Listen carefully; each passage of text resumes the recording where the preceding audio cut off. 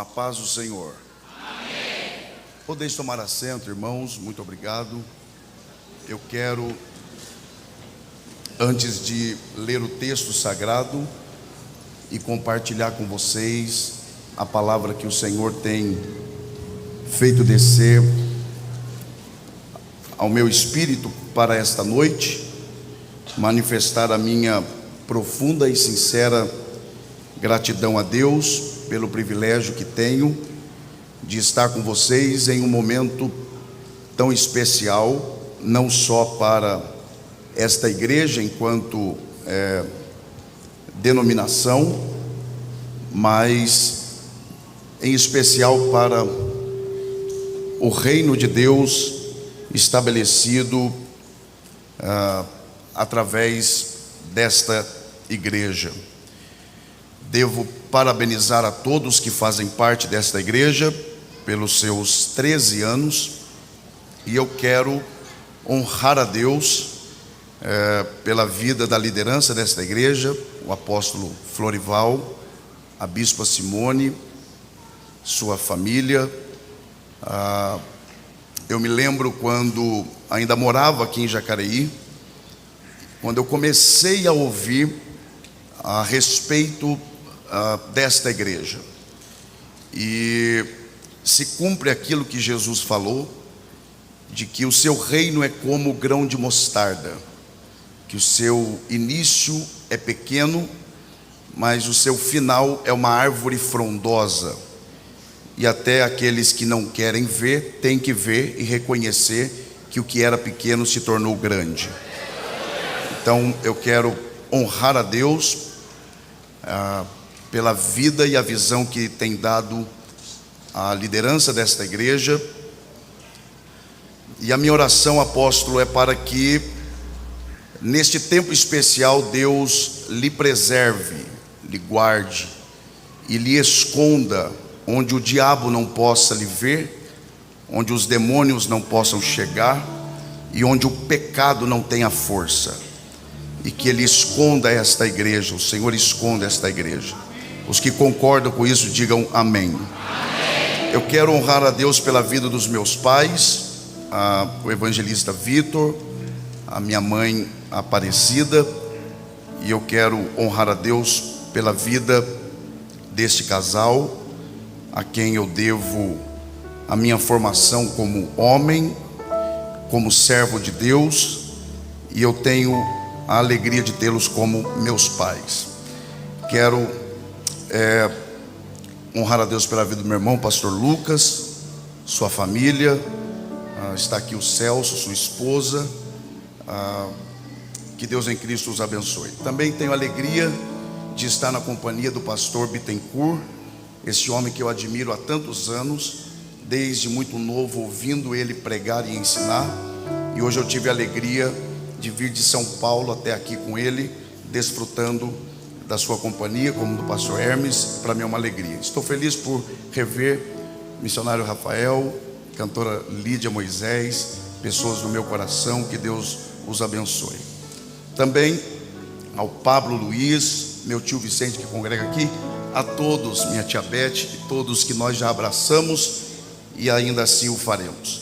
Quem aqui de verdade quer continuar ouvindo Deus falar, diga amém. Amém. Há uma palavra que o Senhor tem feito descer ao meu coração, e eu quero convidar você a abrir a sua Bíblia no segundo livro dos reis de Israel. Segundo livro dos reis. Quando você encontrar o segundo livro dos reis, localize por favor o capítulo de número 4. Quando você encontrar o capítulo 4 do segundo livro dos reis, localize por favor o versículo de número 8. Porque nós iremos ler a partir deste verso e encerraremos a leitura no verso de número 11.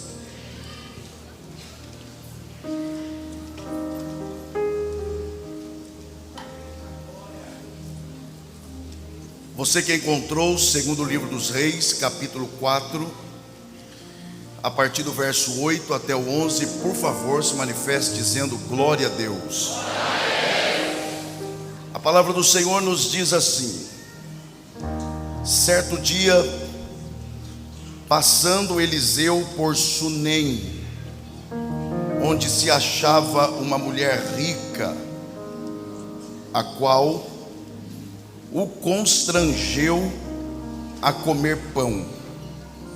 Daí, todas as vezes que passava por lá, entrava para comer. Ela disse a seu marido: vejo que este que passa sempre por nós é santo homem de Deus. Façamos-lhe, pois, em cima um pequeno quarto, obra de pedreiro, e ponhamos-lhe nele uma cama, uma mesa, uma cadeira e um candeeiro. Quando ele vier à nossa casa, retirar-se-á para ali. Um dia, vindo ele para ali, retirou-se para o quarto e se deitou. E os que podem digam amém. Que Deus, por graça, mais uma vez, abençoe a exposição de sua palavra. Eu não tenho dúvida de que nós estamos diante de parte de uma das histórias que nos é mais familiar de todas as que a Bíblia nos relata.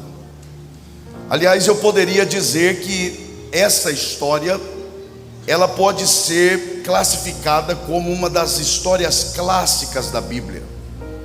Isto é, como uma daquelas histórias mais conhecidas, amadas, apreciadas, e por que não dizer uma das histórias mais pregadas pelos pregadores.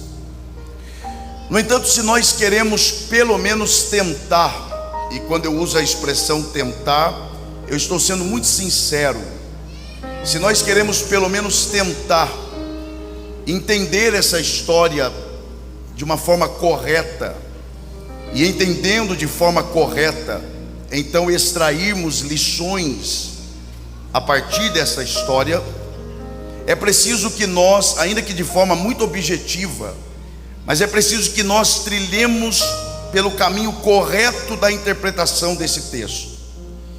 E o primeiro passo é nós identificarmos o tempo em que essa história aconteceu. Porque é preciso que nós entendamos que antes dessa história significar alguma coisa para nós nos dias de hoje, ela teve um significado original no tempo em que ela aconteceu. Então é preciso que nós identifiquemos o tempo em que se deu essa história.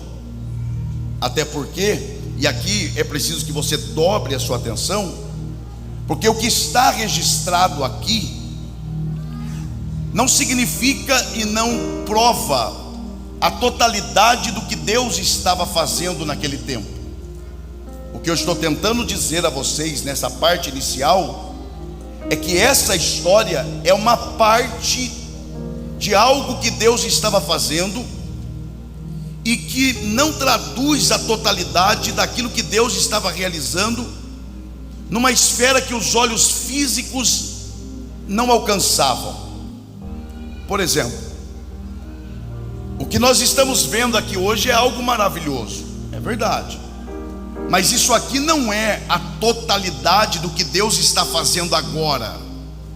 Isso aqui é apenas uma parte de algo que Deus está fazendo numa esfera muito maior, em um lugar que os nossos olhos não alcançam. Então é preciso que nós identifiquemos o tempo em que essa história se deu. E quando eu levanto esta questão, eu chego à conclusão de que esse tempo em que se deu essa história pode ser chamado de um tempo especial.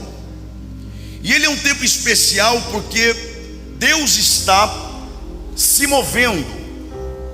E não só se movendo, como Deus está também nesse tempo se revelando ao seu povo. E quando eu digo se revelando, eu estou dizendo que Deus está permitindo que o seu povo o conheça. Isto é, conheça a sua mente e conheça o seu coração. E de que forma Deus estava fazendo isso, se não por meio da palavra? E para transmitir a palavra, Deus estava usando uma classe especial de homens, chamada de profetas. Os profetas eram também chamados de nabis. Para você ter uma ideia do que era ser um profeta nesta época, a ideia que se tinha de um profeta era a ideia de alguém que vivia inteira e exclusivamente para Deus. Por exemplo, se alguém encontrasse um profeta numa rua ou em uma cidade, a ideia que se tinha era: ali está um homem que foi separado por Deus e para Deus, de maneira que ele vive inteira e exclusivamente para Deus. E mais, diziam também: ali está um homem que por graça ele consegue alcançar a mente de Deus, o coração de Deus, de maneira que ele transmite então a mensagem ao povo, de maneira que o povo entenda. Só para você ter uma outra ideia do que era ser profeta nesta época, quando alguém encontrava um profeta na rua, a ideia que se tinha era: se tem profeta na rua, então Deus vai fazer alguma coisa, porque profeta não saía de casa sem propósito, profeta não saía de casa sem uma missão.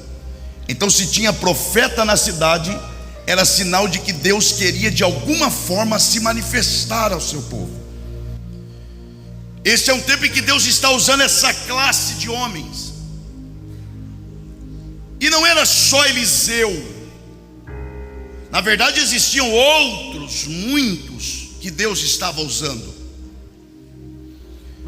Mas aqui surge uma pergunta: se existiam outros profetas, e se é um princípio de Deus não fazer acepção de pessoas, então por que Eliseu se destaca dentre os demais? Por que nós ouvimos mais sobre Eliseu e não ouvimos sobre outros que Deus estava usando nesse tempo? Ora, se Deus não faz acepção de pessoas, por que Eliseu se destaca? Porque Eliseu entra para a história como um dos maiores profetas, e outros não são nem citados. A resposta é muito simples: Eliseu se destaca por pelo menos 3 razões. Primeira, Eliseu foi chamado para isso. Segundo, Eliseu foi separado para isso. Mas aqui está a principal: Eliseu se destaca porque Deus o capacitou. Escute bem isso aqui: Deus o capacitou a que ele fosse submisso ao seu líder espiritual. Claro que você se lembra que Eliseu foi sucessor de Elias. E ser sucessor de Elias não é qualquer coisa. Eu estou falando do profeta Elias, tá? Aliás, quando alguém questionou a respeito do ministério de Eliseu, não se preocupe, nós vamos chegar lá, e dizendo: Eliseu, eu não sei quem é Eliseu. E aí disseram assim: olha, Eliseu é aquele que deitava água nas mãos do profeta Elias. Aí disseram assim: opa, então, se ele deitava água na mão do profeta Elias, então realmente tem que respeitar. Quem era Elias? Elias é o grande representante dos profetas. No Monte da Transfiguração, quem é que aparece a Jesus ali? O Pai falando no céu. E aparece quem? Moisés representando a lei e Elias representando os profetas. Não é à toa que a Bíblia diz que João Batista veio no espírito de Elias. Vir no espírito de Elias é o mesmo que veio na autenticidade do ministério profético, porque ele é da linhagem profética de Elias. O que eu estou tentando mostrar a vocês é que Eliseu, ele é a linha sucessória desse homem. E quem não se lembra da atitude nobre de Eliseu diante da proposta do próprio Elias, dizendo: no momento em que ele estava para ser tomado, dizendo para Eliseu: fica aqui, eu hei de ser tomado. Em outras palavras, meu tempo acabou, eu não tenho mais nada a lhe oferecer. Segue a sua vida, segue a sua carreira. E qual era a atitude de Eliseu? Não, onde tu fores, eu também vou. Permaneceu fiel. Diante da atitude fiel e submissa a Elias, preste atenção, Elias faz uma proposta a Eliseu. E eu fico pensando, pastor Bittencourt, eu não estou falando de Elias o pregador, ou alguém que está tentando ser pregador fiel. Eu estou falando do profeta Elias. Elias chega para Eliseu e diz assim: pede o que você quiser, e se você me ver ser tomado, você vai receber. Eu lhe pergunto aqui para você que está atento: se Elias lhe faz essa proposta, o que é que você teria pedido? Você está diante do profeta Elias e ele diz: pede o que quiser, porque o meu pedido revela o meu coração, e o meu coração revela a minha prioridade, e a minha prioridade revela para o que eu estou vivendo. Se o meu pedido são de coisas materiais, isso significa que eu vivo para coisas materiais. Eu sei que é ruim, mas é o que tem para hoje à noite. Elias diz para Eliseu, é por isso que Deus propõe essas coisas a poucos. E aí Elias diz: pede o que quiser.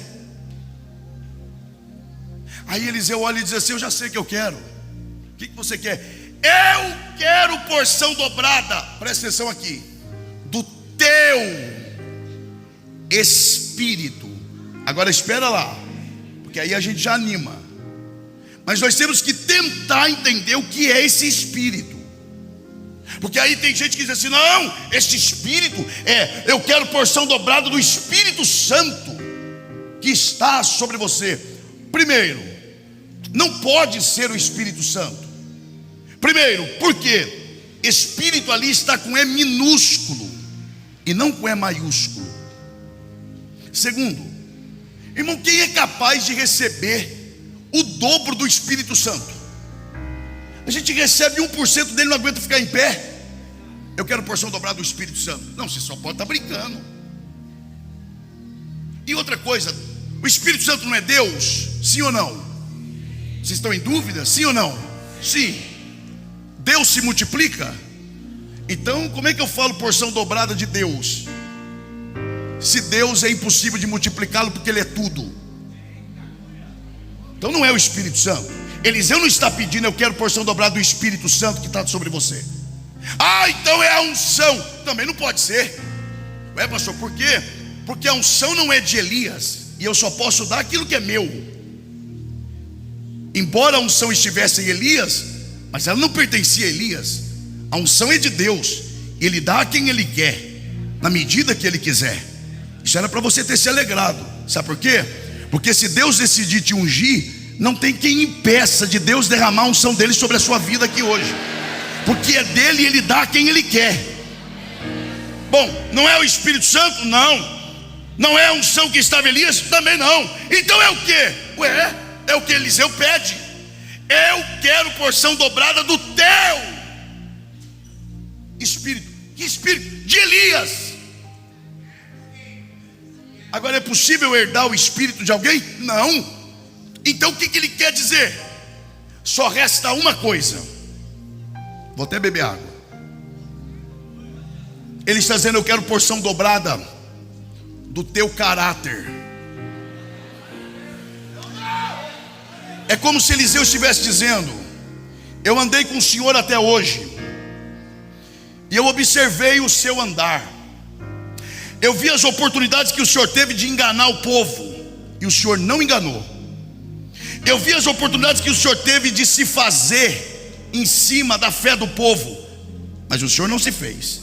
O Senhor é um homem de caráter.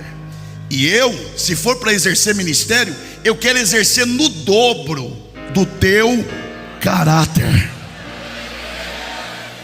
A pergunta agora é: será que Eliseu recebeu? Por que eu contei tudo isso aqui? Porque o capítulo 4, e se eu fosse você eu não perderia essa parte, o capítulo 4 do segundo livro dos Reis não é um capítulo de milagre, é um capítulo de caráter. Quer ver que é verdade? Quantos milagres Eliseu tinha operado na casa da mulher quando ela deu testemunho dele? Nenhum. O milagre vai acontecer depois. E antes de operar qualquer milagre, olha o testemunho que a mulher dá para o marido sobre Eliseu. Sabe esse homem que entra aqui? Ele não fez nenhum milagre, mas eu tenho uma coisa para falar sobre ele. Ele não é um homem de Deus, ele é santo homem de Deus.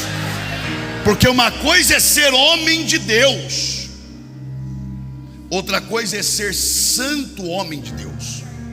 Ser homem de Deus é o que eu sou para vocês. Ser santo homem de Deus é o que eu sou primeiro para Deus, para depois ser para vocês. Porque nem sempre alguém que é para o povo é para Deus. Nem sempre porque o povo aceita quer dizer que Deus aprova. Eu vou te provar na Bíblia. Por que Davi não tocava em Saul? Olha o argumento de Davi: eu não posso tocar em Saul porque ele é ungido. Quem falava isso era Davi, porque enquanto Davi chamava Saul de ungido, Deus chamava de rejeitado. E aí, de que adianta eu ser para os homens se eu não sou para Deus? Vamos ver se você tem coragem. Dá uma olhada para a pessoa que está ao seu lado e diga: é melhor ser para Deus. Não, anima, meu irmão. Diga: é melhor ser para Deus do que ser para as pessoas. Porque o que você é para as pessoas dura pouco tempo, mas o que você é para Deus durará a eternidade.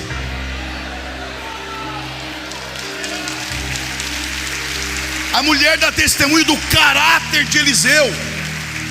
E eu vou te provar mais que esse capítulo é um capítulo de caráter. Esse capítulo é composto de 4 histórias. E eu vou pegar apenas as 2 primeiras, para nós avançarmos aqui. A primeira história se dá no contexto de uma mulher. Por favor, diga comigo assim: viúva.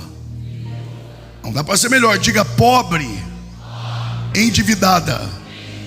Olha só, resumindo, ela era uma mulher, diga bem forte, pobre. Então a primeira história do capítulo 4 do segundo livro dos Reis se dá no contexto de uma mulher pobre. Aí a segunda história, a Bíblia faz questão de dizer que a história se deu no contexto de uma mulher rica. A primeira no contexto de uma mulher, e a segunda no contexto de uma mulher. Então vai lá, a segunda no contexto de uma mulher rica, e a primeira no contexto de uma mulher pobre, rica. Por que a Bíblia faz questão de dizer que uma é pobre e a outra é rica? Para quê? Justamente para acentuar o fato de que Eliseu era homem de caráter, porque ele foi profeta tanto para pobre quanto para rica. Em outras palavras, eu estou querendo dizer: diante da pobre, sou homem de Deus, e diante da rica, eu sou a mesma pessoa, sou homem de Deus do mesmo jeito. Ou seja, o ambiente não muda quem eu sou, o lugar que eu estou não altera o meu caráter. O que eu sou aqui, eu sou lá, e é por isso que Deus tem me honrado. Quem deseja viver assim, levante a sua mão e dê o melhor glória a Deus que você já deu aqui hoje. Eliseu é um homem de caráter. E aí a história vai começar. Essa história de caráter começa, e ela começa com uma informação no mínimo interessante. Ela começa assim: certo dia Você pode dizer isso? Diga: certo dia. O que é isso aqui? O que é que a Bíblia quer dizer com a expressão certo dia? É isso, certo dia. Tá, mas e o que isso é? É certo dia. Tá, mas e aí? É isso aí, certo dia. Mas teria alguma lição? Porque para um leitor desatento, ele lê isso aqui e fala: tem nada. Tem nada. Mas se você observar, porque a Bíblia, tudo nela tem um propósito. O que é isso aqui? Certo dia. Vou tentar te explicar de forma muito objetiva e rápida. É como se, eu não estou dizendo que é, não vai sair dizendo que eu falei que foi. É como se fosse. Eliseu acorda de manhã, olha para o seu assistente e diz assim: dá uma olhada na agenda e veja qual é a programação do dia. Vai o jovem de Eliseu, abre a agenda na data, aí diz assim: primeiro compromisso, viajar. Eliseu: viajar para profeta, normal. Vamos passar por onde? Sunem. Se viajar para profeta é normal, passar por Sunem, muito mais. Vamos resumir. Hoje é um dia normal.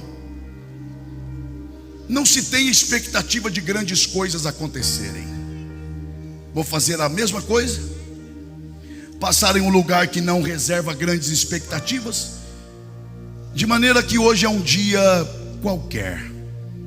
Na agenda de Eliseu, aquele dia era um certo dia, um dia normal, um dia em que o profeta não tinha expectativa de grandes coisas.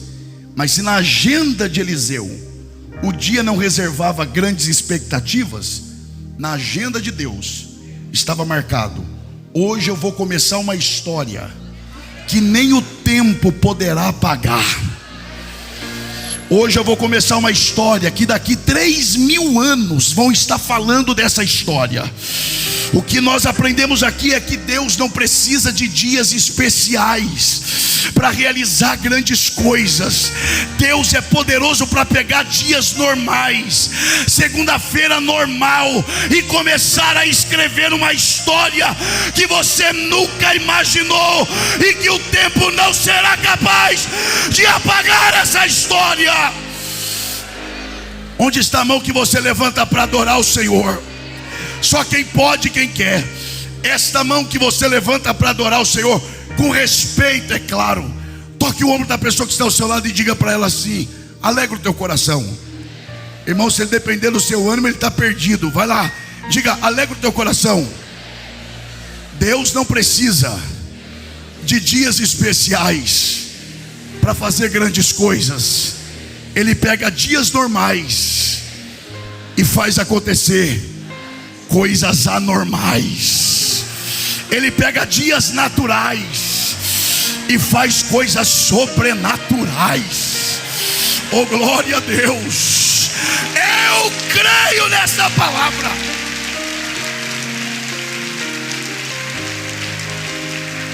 Eu preciso adiantar. Bom, e o que aconteceu nesse dia normal? Ora, o que acontece em dias normais? Coisas normais. E o que aconteceu? O texto diz: certo dia. Eu amo isso aqui, gente. Certo dia, passando. Eliseu, por favor, diga: passando. A ideia de alguém passando é a ideia de alguém que está em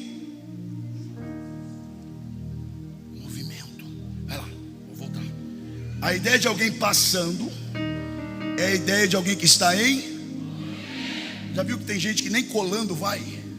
Não, irmão, camarada, nem colando ele vai. De novo, a ideia de alguém passando é a ideia de alguém que está em. Pois é, você já viu Deus fazer grandes coisas na vida de pessoas que não faz nada? Camarada não faz nada, nada, parado.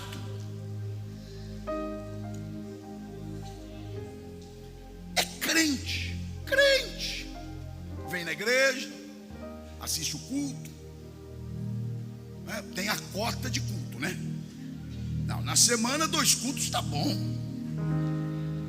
Para que mais? 2. Tem uma turma aí que só vai domingo lá, do outro lado lá. Eu ainda vou 2. Como a festa tem 2 dias, né? A festa 2 dias. Então a cota da semana já foi batida. Aí que coisa boa. Domingo, segunda, acabou. Agora é só na outra semana. Cota alcançada. Por isso que não sai do lugar. Eu fico admirado, porque, desculpa a expressão, é que o vocabulário é pobre. Por isso que Paulo tinha moral para dizer: sede meus imitadores, como eu sou de Cristo. Porque se tinha uma coisa que Jesus não fazia, era ficar parado e perder tempo. Meu irmão, Jesus trabalhava tanto, que até dormindo ele ensinava. Não, é impressionante. Até dormindo Jesus trabalhava. Tem gente que até trabalhando dorme. O camarada, irmão, Jesus está no barco, aí ele dorme no barco. Aí eu pergunto: por que ele dormiu? Aí a pessoa fala: dormiu porque estava com sono, cansado. Tá bom, a gente fecha a Bíblia e vai embora para casa. Agora presta atenção. Por que Jesus dorme? Porque estava cansado? Ok, mas tem uma outra pergunta: e para que ele dorme? Para descansar? Não, porque tinha vez que Jesus estava cansado e não dormia. Você quer ver? Quando Jesus passa uma noite inteira orando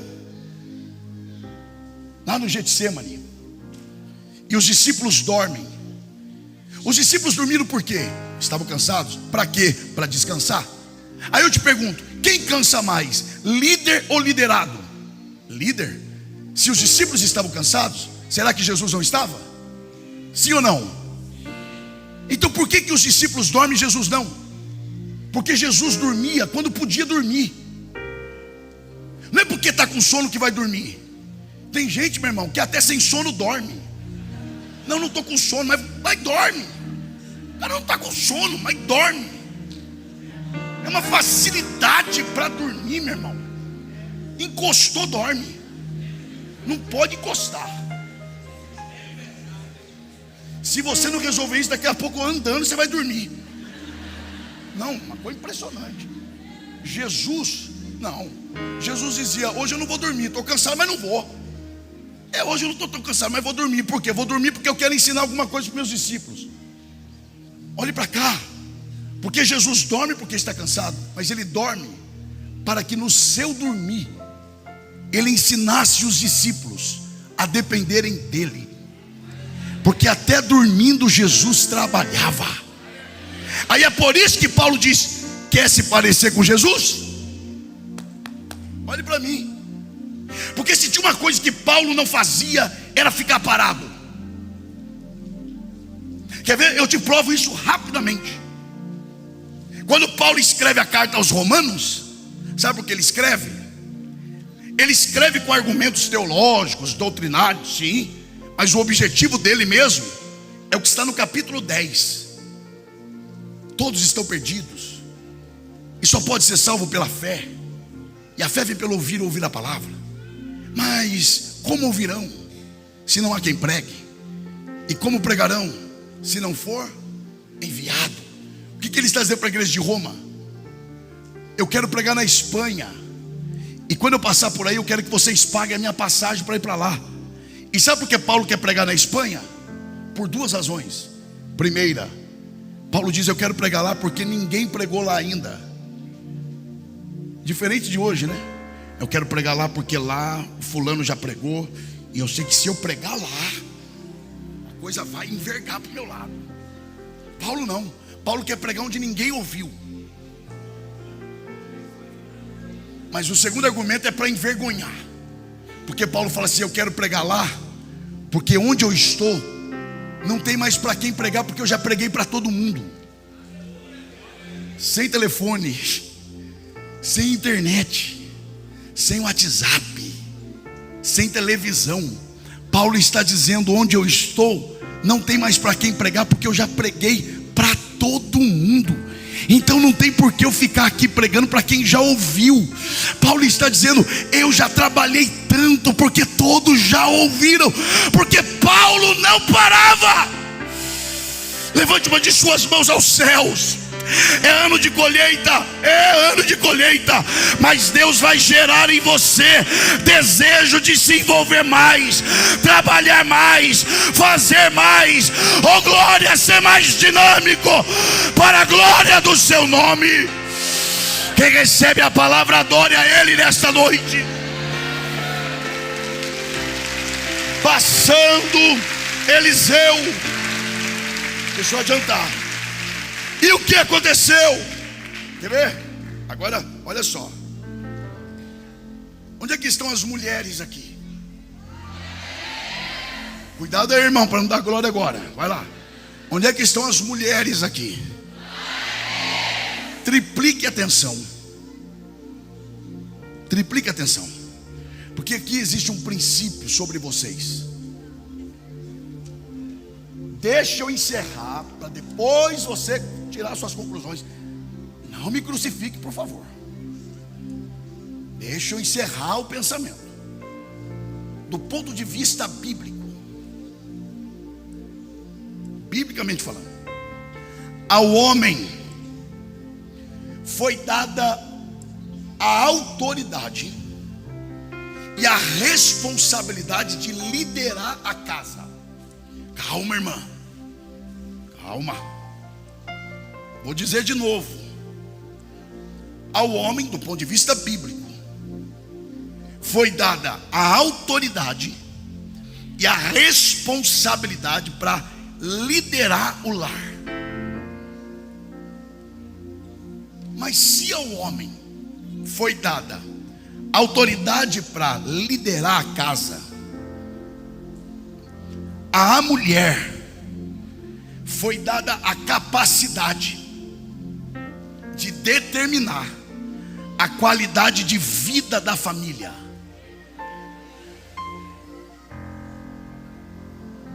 Deixa eu falar. Se tem uma classe de gente que, se quiser arrebentar com o camarada, arrebenta, é a tal da mulher. Pastor, apóstolo, se a mulher decidir arrebentar com o cara, ela arrebenta. Vou te dar um exemplo. Imagina a esposa de um pregador.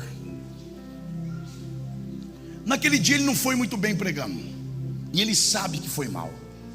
Aí ele entra no carro arrasado. A esposa senta do lado, aquele silêncio, meu irmão, ensurdecedor. Ele foi mal. E ele está envergonhado. E a mulher do lado, batendo o dedinho assim, ó. Aí daqui a pouco ela quebra o silêncio e fala assim: pelo amor de Deus, hein? Aí ele dá uma que não entendeu. O que foi? Mas ele sabe.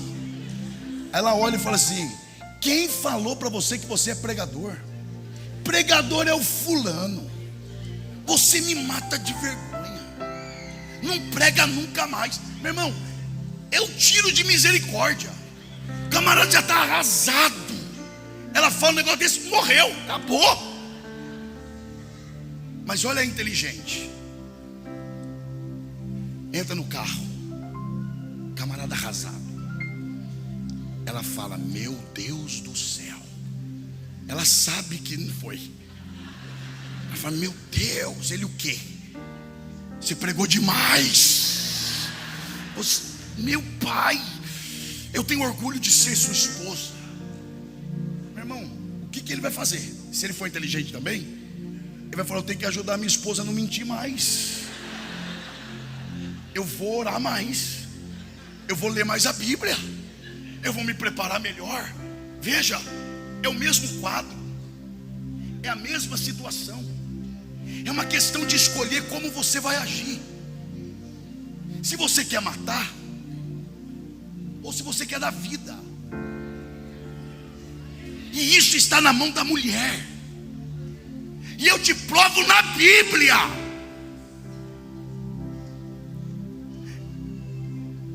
Onde é que aparece o marido dessa mulher? Só em 2 situações dessa história. Para liberar dinheiro, porque ela quer construir um quarto, e ela fala ainda é obra de pedreiro, quer dizer, custa grana. Então ela está pedindo autorização para construir, e depois no final trabalhando. Liberar dinheiro e trabalhar. Mas a história toda, quem aparece? A mulher. Ela fica sabendo dentro de casa: Eliseu vai passar. Quem? Eliseu. É a chance da minha vida.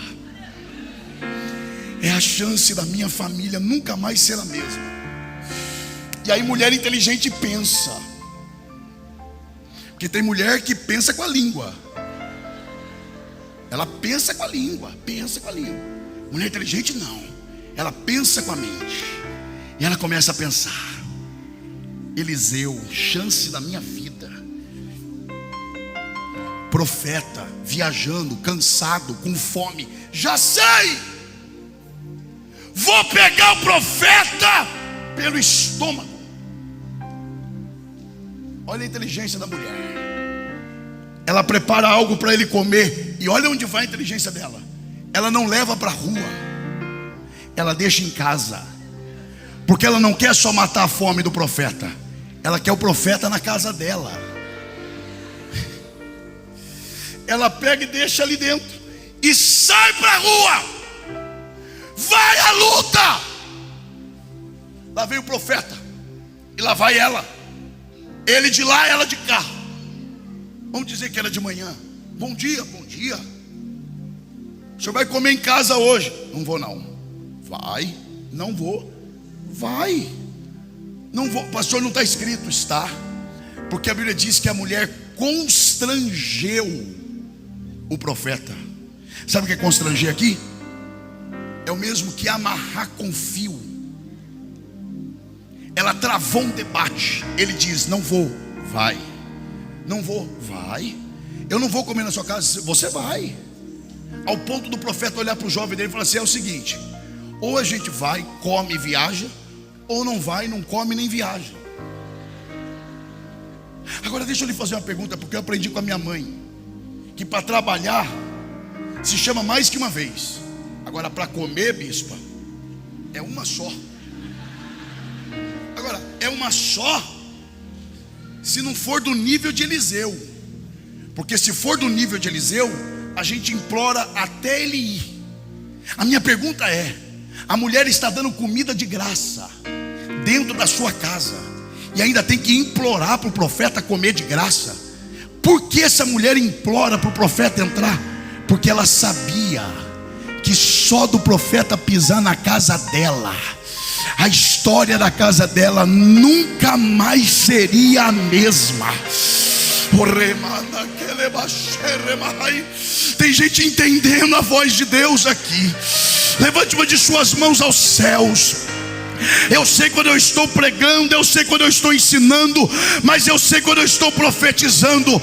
Este ano é um ano de crescimento espiritual à sua vida, de tal forma que você será convidado a ir a lugares que você nunca imaginou, porque pessoas entenderão que só de você pisar no lugar, a glória de Deus vai se manifestar e a história será mudada. Oh glória! Oh glória! Deixa eu lhe falar uma coisa. Adorar a Deus, escute isso, você precisa ouvir isso. Adorar a Deus eu posso adorar em qualquer lugar. Aliás, eu posso até adorar sozinho. Estou sozinho, quero adorar, adoro. Mas a Bíblia não manda a gente só adorar. A Bíblia manda edificarmos uns aos outros. Adorar, eu posso adorar em qualquer lugar, mas edificar o meu irmão é só em oportunidade como esta. E como é que eu edifico sem falar com o meu irmão? Não tem jeito. Então eu quero que você edifique o seu irmão agora. Olhe para a pessoa que está ao seu lado. E não é pecado falar com ele, não. Olhe para ele e diga assim: se dedique mais, ore mais, leia mais a Bíblia, leia bons livros, se envolva mais, cresça mais na graça, porque é tempo de Deus dar crescimento espiritual para você. E você vai a lugares que você nunca imaginou, porque pessoas entenderão que só de você estar no lugar, a glória de Deus vai estar com você, e o ambiente será impactado pela presença de Deus na sua vida. Eu creio nessa palavra. Eu creio nessa palavra.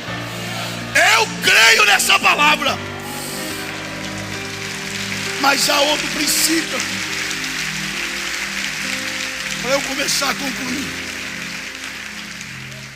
Depois de tanto insistir, lá vai o profeta e entra na casa. Presta atenção.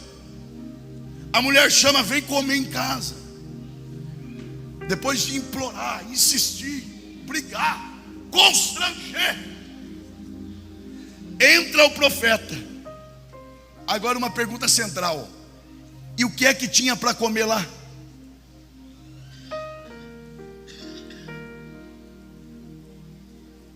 A maioria das traduções não diz, mas o que tinha para comer lá era pão. Então vamos de novo. Ele entra depois dela implorar. E quando ele entra, o que é que tem para comer? Você não pode perder isso aqui. O que é que tinha para comer? Agora, você imagina se Eliseu fosse como algumas pessoas. A mulher implorou lá fora: vamos comer em casa. Aí quando ele entra, ele dá uma olhada para a mesa, de canto de olho. Imagina se ele fosse assim. Olharia para o jovem dele e diria: pelo amor de Deus. Implorou tanto lá fora que parecia que era um banquete. E essa mulher implora tanto para a gente vir aqui e ter o que para comer? Pão eu como em casa. Quer ver uma coisa?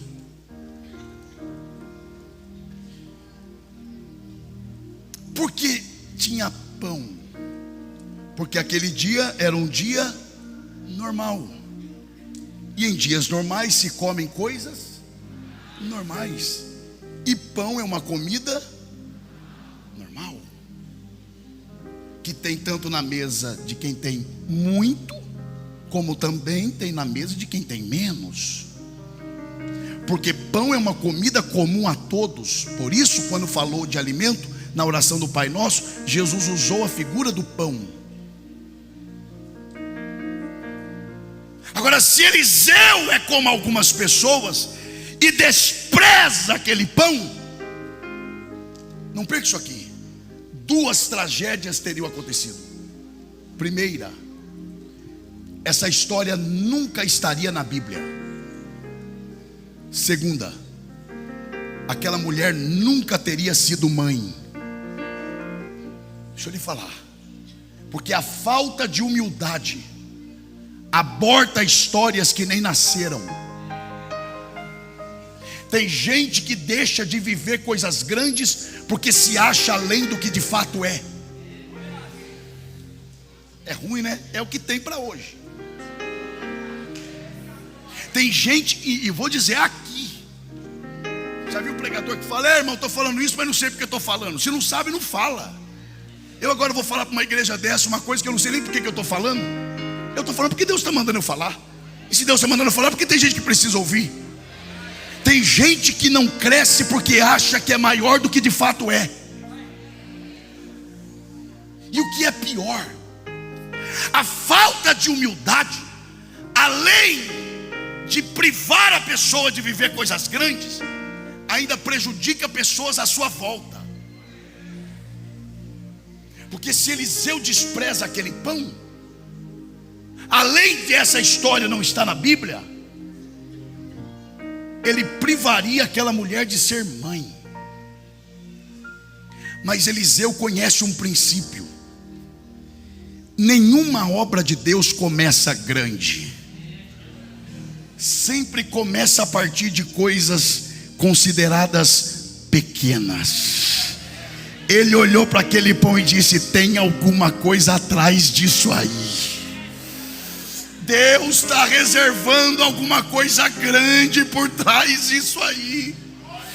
Oh, glória a Deus! Oh, glória a Deus! Eliseu sabe que a partir de coisas consideradas pequenas, Deus realiza coisas grandes. Porque como é que essa história termina? Com 2 milagres. Uma mulher que não pode gerar, gera um filho. O filho agora tem 12 anos, morre e é ressuscitado. Essa história termina com 2 milagres. Mas como é que essa história começou? Vem comer pão. Como a comida normal. É considerado pequeno? É, mas Deus está reservando coisas grandes por trás disso. Oh, glória! Deus está dizendo: não despreze o dia das coisas pequenas, porque atrás disso eu tenho coisas extraordinárias. Porque cá entre nós, já começa a encerrar. Tem gente que se afoga num pingo d'água. Meu irmão, um pingo d'água faz a pessoa fazer uma tempestade. É assim, ó. Deus dá uma gota. Meu Deus, é demais. Vou dar um exemplo prático. O camarada é consagrado a diácono. Diácono. Começou. Deu o primeiro passo. Falava fino até ontem. Eu não sei que poder é essa unção, que o camarada é consagrado, falava fino até ontem. É só ungir ele, que ele engrossa a voz. Falava fino, meus irmãos. Aí é consagrado a diácono, muda. Aleluia, maravilha, oh glória. É capaz de manhã a esposa acordar e dizer: bom dia, meu amor. Ele dizia assim: meu amor não, diácono fulano de tal. Mas só pode estar com problema. Por isso que Deus não dá asa a algumas ovelhas, para não dizer outra coisa. Aí é por isso que ele tem que beber na fonte de Davi. Davi derrubou Golias, que afrontava o exército de Israel 40 dias e não tinha homem para vencê-lo. Davi derruba, mata, o povo gritando Davi. Olha a pergunta de Saul. Davi honrado. Olha a pergunta de Saul. Gente, olha para cá. Saul pergunta: quem é você? Meu irmão, se fosse uns aí, já mudava nome. Já viu o camarada que muda o nome depois que acha que alguma coisa? Chama João, ele muda para John. John, qual é o seu nome? John. O camarada chama Pedro, qual é o seu nome? É Peter. Está com problema. Aí dá problema lá no aeroporto, porque todo mundo conhece como John, mas é João. Aí tira a passagem com o nome John. Aí vai, a identidade é João. Não, mas não é você, não. Sou eu, mas não é eu. Porque muda o nome. Aí Saul pergunta: quem é você? Aí ele diz: eu? Deus me honrou? Mas eu ainda tenho o mesmo nome. Meu nome é Davi. Eu não esqueci quem é meu pai. Meu pai é Jessé. E eu não me esqueci de onde Deus me tirou. Eu sou de Belém. Oh, glória a Deus. Por isso a gente tem que aprender com a humildade de Davi. Deus vai gerar humildade em nossos corações, e a partir disso Ele realizará coisas extraordinárias. Quer ver? Eu encerro aqui, eu prometo, porque aqui é bom de pregar mesmo. A Bíblia diz, meu irmão, você tem noção quem era Samuel? Samuel não era um profeta, era o profeta. Ele cancela a agenda do dia para ir na casa de Jessé. Ele não sabia que era Davi, mas Deus sabia. E por causa de Davi, sem Samuel saber, ele cancela a agenda, muda o plano, vai na casa de Jessé. Passa todos os filhos. Não, tem mais algum? Tem o último, Davi. Enquanto ele não chegar, o profeta não come. Samuel ficou sem comer por causa de Davi. Davi vai entrando e Deus fala, é esse aí. Ajoelha aí, rapaz. Que? Ajoelha. Óleo. Davi sem entender, sabe o que é isso? Não, você vai ser rei de Israel. Você tem noção do que é isso? Não tem, né? Nem vai ter. Rei de Israel. Davi foi, levantou, vida normal. Aí o texto diz assim, ó, e aqui está o detalhe: e passados alguns dias. Por que a Bíblia fala passados alguns dias? Para não nos esquecermos que ele já tinha sido ungido rei. E o que aconteceu depois desses dias? O seu pai chega para ele e diz assim, vai levar comida para os seus irmãos no campo. Ah, se fosse hoje. Não, o senhor só pode estar ficando louco.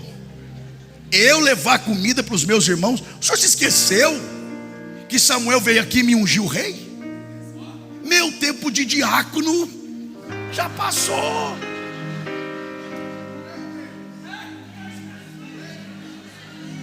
Eu agora sou rei.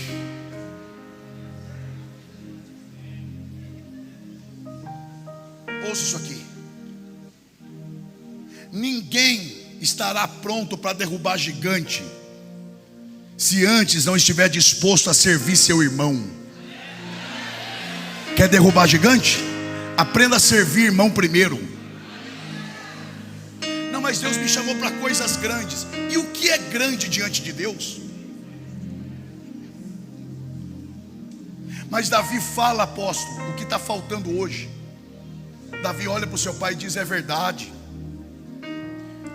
eu fui ungido rei, mas eu ainda sei servir. Sim, Senhor, me dê aqui, eu vou levar. Lá vai o rei de Israel, com marmita na mão. Tem gente que por muito menos. Lá vai o rei, segundo o coração de Deus, com marmita na mão, para levar para os seus irmãos. E você dizendo, eu não nasci para isso, eu nasci para coisas maiores. Você não consegue lidar nem com o que é pequeno, vai saber lidar com o que é grande. E não adianta que silêncio não me atrapalha não, viu? Silêncio me inspira.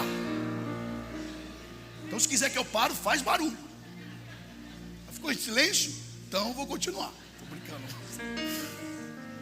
Davi pega e vai. Agora imagine a cena. Alguém encontra Davi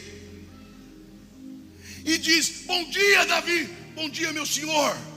Está indo para onde, rapaz? Campo de batalha. Ué? Foi alistado para a guerra? Quem sou eu? Então o que você está indo fazer? Estou indo levar comida para os meus irmãos. Eu imagino Deus no céu, você que pensa. A comida é só a isca para eu te pegar. A comida é só o imã para eu te atrair para onde eu quero. Para Davi é comida, para Deus é ponte. Para Davi é comida, mas para Deus é uma ponte para ligá-lo aonde ele queria. Quando Davi vai chegando no campo de batalha, que ele vê Golias, ele entende, agora eu entendi. Eu não vim trazer comida, eu vim mesmo é matar gigante. Oh glória a Deus. Não despreze o dia das coisas pequenas. Deus está falando com pessoas aqui. Aprenda a lidar no tempo da escassez. Aprenda a lidar com as coisas consideradas pequenas, porque a partir delas Deus poderá fazer coisas extraordinárias. Quem recebe a palavra, se coloca em pé, adorando ao Senhor. O Ramacalabashere Mahai. O remai que ele baixou, remahas.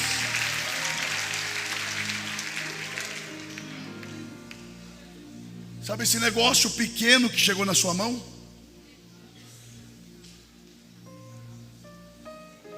Sabe esse negócio que parece que é para te humilhar? Que parece que é para te reduzir a nada? Não é para te matar. Deus está testando o teu coração. Deus está provando para ver em que você está apegado. Sabe esse negócio que consideram pequeno? Pega como se fosse a maior chance da sua vida e diga: eu vou fazer da melhor forma possível. E Deus usará essa situação para te colocar onde exatamente Ele quer. O que me tranquiliza aqui é o Espírito de Deus falando no meu espírito: fica em paz, porque eu estou falando com pessoas aqui que estavam prestes a rejeitar aquilo que é considerado pequeno, mas vão abraçar, e a partir disso eu os colocarei onde de fato eu tenho para colocá-los. Eu estou sentindo a presença da graça de Deus aqui. Eu estou sentindo a presença do Espírito de Deus aqui. Você vai conseguir cumprir o propósito de Deus. Deus está gerando em nós o espírito de humildade para aceitarmos o tempo de Deus, e a seu tempo Ele cumprirá o seu propósito. Eu quero que você segure a mão da pessoa que está ao seu lado. Eu quero orar com você. E eu já vou devolver ao apóstolo. Antes que nós comecemos a orar, se você se sente à vontade e você quer, você não é obrigado. Não é. Agora, se você não faz, respeite quem faz. Você que está de mãos dadas, escolha alguém e diga para esse alguém: não despreze o dia das coisas pequenas. Diga: não despreze aquilo que vem à sua mão, porque julgam ser pequeno. Porque a obra de Deus, diga, a grande obra de Deus, nunca começa a partir de coisas grandes. É sempre a partir do nada ou de coisas pequenas.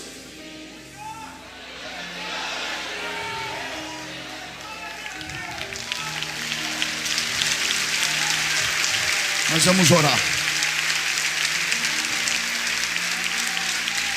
Nós vamos orar. Se você pode, dê a mão ao seu irmão. Nós vamos orar de mãos dadas.